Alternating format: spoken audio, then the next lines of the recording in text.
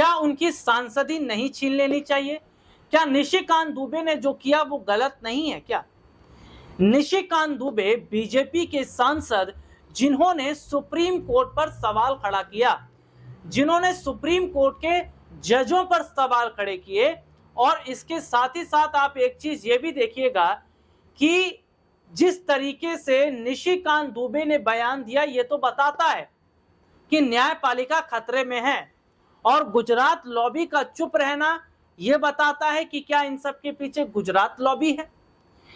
निशिकांत दुबे के खिलाफ आज पूरा विपक्ष एकजुट हो गया है, और यह कहा जा रहा है कि अगर ऐसा ही चलता रहा तो न्यायपालिका सचमुच वाकई खतरे में आ जाएगी, और जो सरकार फैसला लेगी वही अंतिम फैसला होगा। निशिकांत दुबे ने कहा कि अगर कोर्ट ही सब फैसले लेगी तो संसद को बंद कर देना चाहिए। वो तो ये तक कह रहे हैं कि अगर देश में गृह युद्ध हो रहे हैं तो वे सीजीआई खन्ना की वजह से हो रहे हैं, सुप्रीम कोर्ट की वजह से हो रहे हैं। और किरण रिजिजू ने हाल ही में जो बयान दिया, सुप्रीम कोर्ट को दखल नहीं देना चाहिए सरकार के मामलों में। जगदीप धनखड़ ये कहते हैं कि सुप्रीम कोर्ट कौन होता है निर्देश देने वाला राष्ट्रपति को। तो सुप्रीम कोर्ट की वैल्यू क्या खत्म कर दी जा रही है, या खत्म कर देने का मन बनाया जा रहा है? और एक चीज को ध्यान दीजिएगा कि विपक्ष एकजुट है, विपक्ष सवाल खड़ा कर रहा है, लेकिन ये गुजरात लॉबी इन्हें बचाने की पूरी कोशिश कर रही है। ये गुजरात लॉबी अपने लोगों को समर्थन दे रही है, समर्थन इनका कर रही है।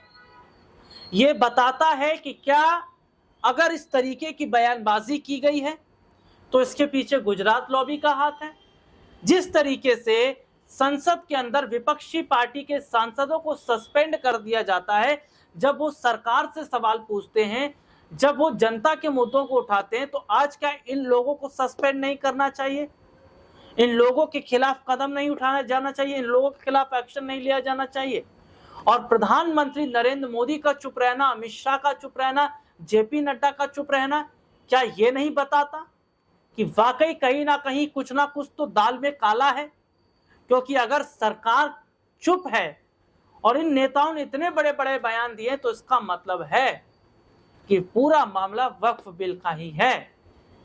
और क्या जो जजेस हैं उन पर प्रेशर बनाने का काम किया जा रहा है?